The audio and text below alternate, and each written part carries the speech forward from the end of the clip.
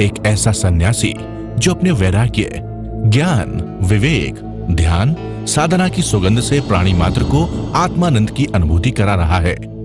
एक ऐसा प्रवचनकार जिसके प्रवचन श्रवण के लिए हर जाति, संप्रदाय, समाज, क्षेत्र के लोग आतुर रहते हैं।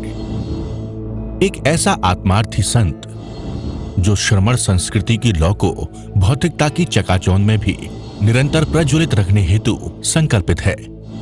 एक ऐसा आध्यात्म योगी जो अपनी ध्यान साधना के द्वारा पूरे विश्व को सुख, शांति, समृद्धि का मार्ग दिखा रहा है। एक ऐसा महासाधक जो भारतीय ऋषि परंपरा को पुष्ट रखते हुए साधनारत है। एक ऐसा समाज सुधारक जो अपनी परंपराओं के निर्वहन के साथ सामाजिक विसंगतियों, कुरीतियों, आडंबरों पर वैज्ञानिक तरीके से प्रहार कर रहा है। ऐसे महान व्यक्तित्व का नाम है आचार्य सम्राट पूज्य श्री शिव मुनि जी महाराज साहेब। पंजाब के मलोट मंडी में 18 सितंबर 1942 को ननिहाल रानिया ग्राम में मातोश्री विद्या देवी की पवित्र कुक्षी से जन्मे व पिता श्री चिरंजी लाल जैन के संरक्षण में पले 30 वर्ष की आयु में राष्ट्र संत श्रमण संघीय सलाहकार श्री ज्ञान मुनि जी महाराज साहेब के हाथों से संन्यास ग्रहण करने वाले इस सन्यासी को 9 जून 1999 को अहमदनगर में आचार्य पद से नवाजा गया। आप श्रमण संघ में दीक्षित एक सर्वश्रेष्ठ ध्यानी, योगी, साधक, साधु रत्न हैं। विभिन्न समाज सेवी संस्थाओं, संघ, संगठन व विश्वविद्यालय आदि ने आपको सम्मानित कर सात्विक गौरव की अनुभूति कर रहे हैं। एक नानक की घटना सुना दूं। आज विषय चल पड़ा। नानक किसी घर में गए, प्रवचन हुआ। वहाँ का बड़ा सेठ नानक के पास आया कि मेरे घर का आज भोजन ले लो। तो नानक ने भोजन नहीं लिया, क्योंकि नानक जानते थे। एक गरीब बड़ई आया तो नानक ने भोजन स्वीकार कर लिया। नानक ने भोजन ले लिया। वो गांव का प्रतिष्ठित व्यक्ति नाराज हो गया और आया सामने, तुम तो गुरु हो, मैं सबसे अमीर आदमी इस गांव का, तुमने मेरा भोजन ठुकरा दिया और उसका भोजन ले लिया। नानक ने, भाई तू भी अपना भोजन ले आ। और कहते हैं जिसका भोजन किया था, लाल तू भी अपना भोजन ले आ। बेचारा वो रूखी सूखी रोटी जो दी थी, गरीब आदमी के पास क्या होता है, पर महान पुण्य कमा लेते हैं गरीब लोग भी। हम गांव में जाते हैं, रोटी होती मोटी मोटी, इतने प्यार से श्रद्धा से देते हैं। कई बार वो श्रद्धा शहरों में नहीं मिलती। एक बार हम गांव में गए, किसी गांव में तो शादी हुई थी, जलेबियां थी, तो कई दे दिया, ले लो महाराज, तुम कितनी दोगे? 2 ले लो, 4 ले लो, 10 ले लो, तो कई दे देते। इतनी भावना होती गांव में। मक्खन भी दे देते, छाछ भी दे देते। और पंजाब में विशेष तौर पर जो भक्ति गांव में है और सिख परंपरा में, वो भक्ति अजीब है। हम कई बार जाते हैं, पैदल विहार करते, कई बार ड्राइवर मिल जाता है, महाराज चलो गाड़ी में बैठो, बोलो बैठो गाड़ी में।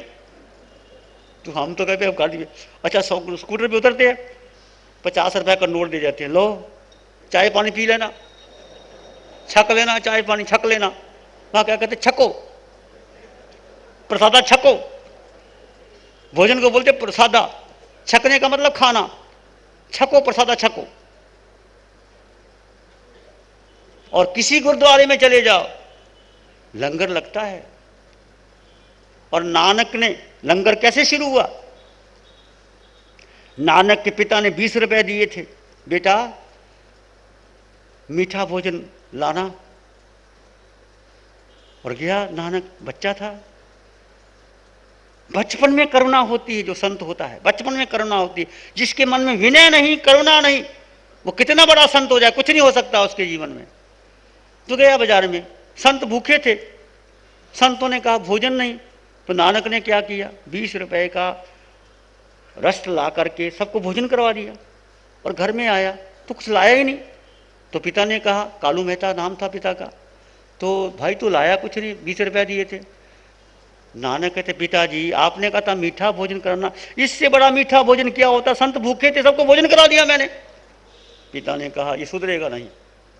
पिता क्या सोच रहे हैं, 20 रुपए के 100 रुपए कमाता तो बेटा कमाऊ होता। और बेटे ने कहा पिताजी इसके ऊपर मैं क्या कर सकता हूं, संत भूखे थे उनको भोजन करवा दिया, खुद नहीं खाया, घर नहीं लेके आया, 20 रुपए का भोजन बनवाया, सबको खिला दिया, कितना पुण्य कमाया। वो नानक ने जो भोजन कराया था उसका फल देखो, हर पंजाब में गुरुद्वारे में कभी चले जाओ लंगर होगा, खुशी को इनकार नहीं है, कोई खाए, कोई थाली नहीं होगी, हाथ में रखो रोटी सब्जी डालो छक लो। कुछ परंपराएं बड़ी अच्छी हैं। गुरुद्वारे में जाते हैं, वाह गुरु जी का खालसा वाहे गुरु जी की फतेह, ये श्रद्धा की बात मैं कह रहा हूं। वो 20 रुपए का लंगर लगाया, आज हर गुरुद्वारे में लंगर लग रहा है। तो नानक गांव के लोग इकट्ठे हो गए, उस गांव के जो समृद्ध व्यक्ति था उसके पास बहुत पैसा था, कहते भाई तू भी अपना ले आ और तू भी अपना ले आ। तो हलवा पूरी मिठाई बढ़िया बढ़िया भोजन लेके आया, हलवा पूरी थी, उसके बाद सूखी रोटी थी बेचारे के घर, जो नानक ने खाई। तो नानक ने क्या किया, एक हाथ में उसकी रूखी रोटी ले ली, इसमें हलवा पूरी ले लिया और दोनों को निचोड़ा। तो जो सूखी रोटी थी वह दूध निकला, उसको निचोड़ा क्या निकला, खून निकला। नानक ने कहा मैं खून नहीं पी सकता, मैं तो दूध पी सकता। तो ये बात है, महापुरुष जो होते हैं वो भीतर की आत्मा को जानते हैं। वो तुम्हारे हलवा पूरी का, कई बार हम जाते हैं घरों में बहुत प्यार से भोजन मिलता है, और कई बार बड़े शहरों में जाते हैं बहुत बढ़िया भोजन होता है, और बहनें क्या करती हैं, अपना मजे से किट्टी विट्टी में लगी हुई है, नौकर को बोल देती है रोटी दे देना इनको। तुमने महान अवसर खो दिया, अवसर खो दिया। भगवान महावीर की बात करूं, भगवान महावीर कौशक में खड़े हैं और जीरन सेठ बार बार प्रार्थना करता है प्रभु पारना मेरे घर करना। भगवान तो भगवान थे, भगवान किसी की बात नहीं मानते, हम तो तुम्हारी बात मान लेते, लिहाज में आके मान लेते हैं। भगवान लिहाज नहीं करते किसी का, भगवान तो भगवान होते हैं। मांस खमन के पारने के लिए भगवान उसके घर में नहीं गए, भिक्षा के लिए गए, योगवाई नहीं मिली, 1 महीना 2 महीना 3 महीना 4 महीना भगवान को भोजन नहीं मिला, भगवान खड़े हैं, ऐसी महान तपस्या थी। हम तो घबरा जाते हैं, एक दिन का उपवास हुआ, अगले दिन नाश्ता ना मिले थे, क्या है कैसे लोग हैं जाके। जब पारने का 4 महीने के बाद भगवान ने किसके घर गए, पूरन सेठ के घर, 2 थे, पूरन सेठ और जीरन सेठ। वो पूरन सेठ के घर चले गए। पूरन सेठ मतलब, पूरन का मतलब बहुत समृद्ध व्यक्ति था।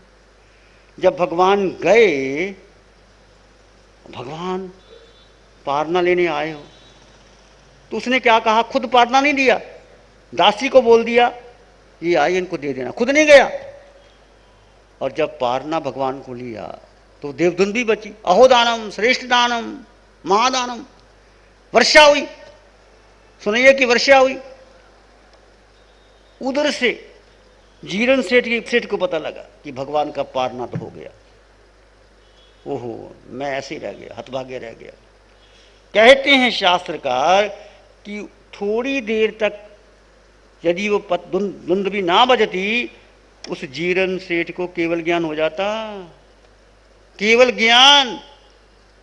दान दिया नहीं गया, लिया नहीं गया, उच्च भावना, जैसे धुंध भी, ओहो मेरा भाग्य, मेरे घर प्रभु नहीं पधारे, मैं ऐसे ही रह गया, तो ऐसे ही रह गया।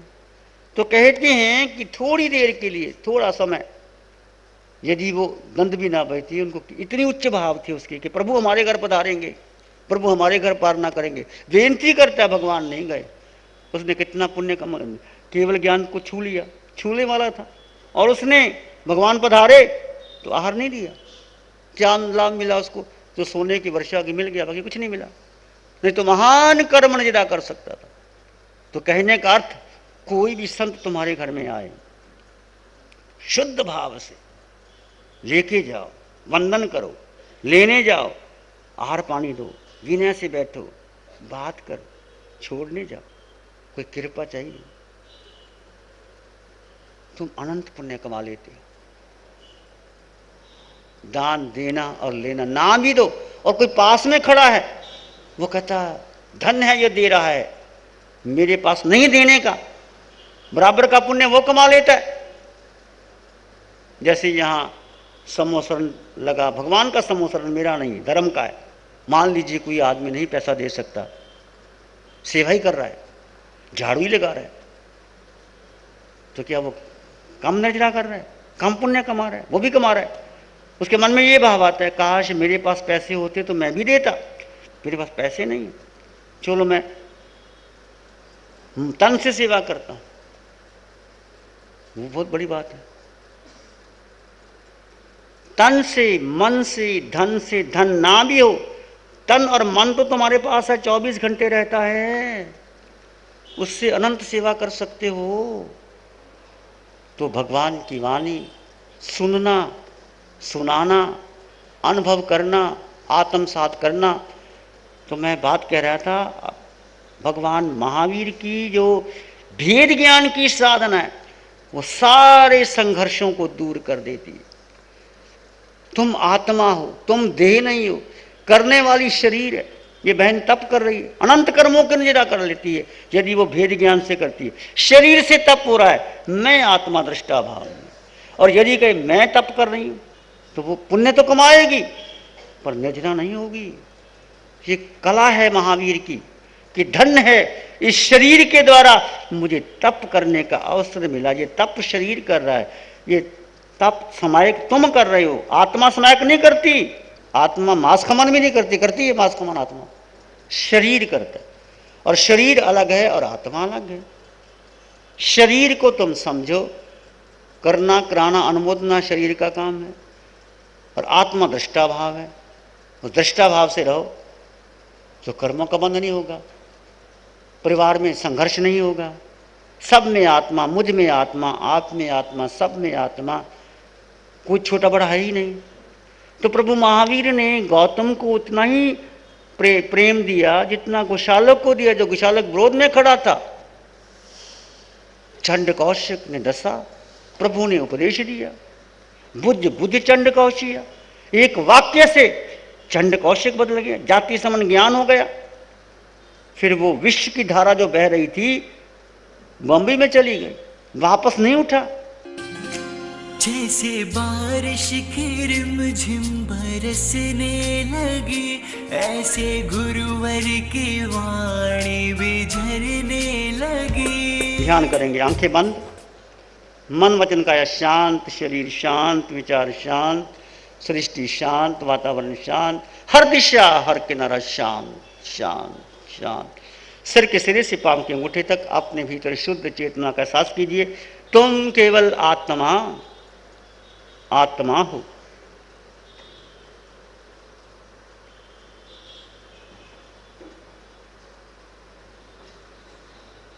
सिर के सिरे से पांव के अंगूठे तक एक शुद्ध आत्मा, असंख्यात परदेशी आत्मा, निराकार आत्मा, जिसका रंग नहीं, रूप नहीं, वर्ण नहीं, गंध नहीं, रस नहीं, स्पर्श नहीं, पर उसमें अनंत सुख है,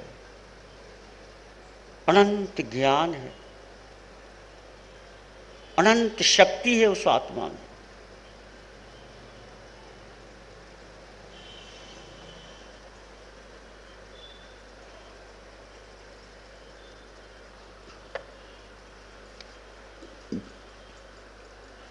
विचार आएंगे चले जाएंगे, तुम विचार नहीं हो, तुम मन बुद्धि भी नहीं हो, तुम केवल आत्मा हो।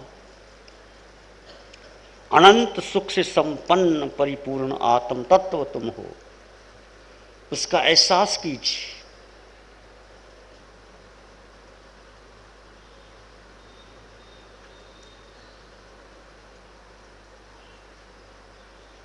अपने भीतर के मौन और शांति का अनुभव करेंगे। तुम केवल आत्मा,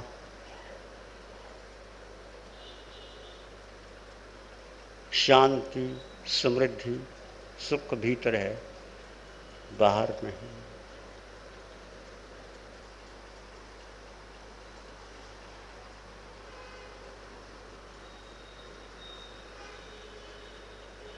एक शाराने है राम की और शरण नहीं कोई, सत्य वचन के तेज से जन जन मंगल होए, सबका मंगल होए, तेरा मंगल होए, जन जन मंगल हो। सबका भला हो, सबका मंगल हो, सबका शुभ हो। इसी में एक लंबा गहरा श्वास लें, अरिहंत परमात्मा के चरणों में अनंत कृतज्ञता ज्ञापित करें। एक और लंबा गहरा श्वास, अरिहंत परमात्मा के चरणों में नमन और वंदन। दोनों हाथों को आंखें पर ले जाएं, हल्का सा स्पर्श, धीरे से आंखें खोल सकते हैं। नमो अरिहंतान, नमो अरिहंतानंग, नमो सिद्धानंग, नमो आर्यनंग, नमो जयनंग, नमो लोहे सब सावनंग, धम्मो मंगल मुखी ठम अहिंसा संयमो तबो देवा वित्तंग, नमं संति जस धम्मे श्यामनो श्री चत्तारी मंगलम, अरहंता मंगलम, सिद्धा मंगलम, साहू मंगलम, केवली पाणत्तो धम्मो मंगलम, चत्तारी लोगोत्तमा, अरहंता लोगोत्तमा, सिद्धा लोगोत्तमा, साहू लोगोत्तमा, केवली पाणत्तो धम्मो लोगोत्तमा, चत्तारी शरणं पवज्जामि, अरहंते शरणं पवज्जामि, सिद्धे शरणं पवज्जामि, साहू शरणं पवज्जामि, केवली प्रणतं धम्मं शरणं पवज्जामि। चारे शरण दुख हरण जगत में और न शरणा कोई होगा, जो भव्य प्राणी करे आराधन, उसका अजर अमर पद। जैसे बारिश की रिमझिम बरसने लगी, ऐसे गुरुवर की वाणी भी झरने लगी।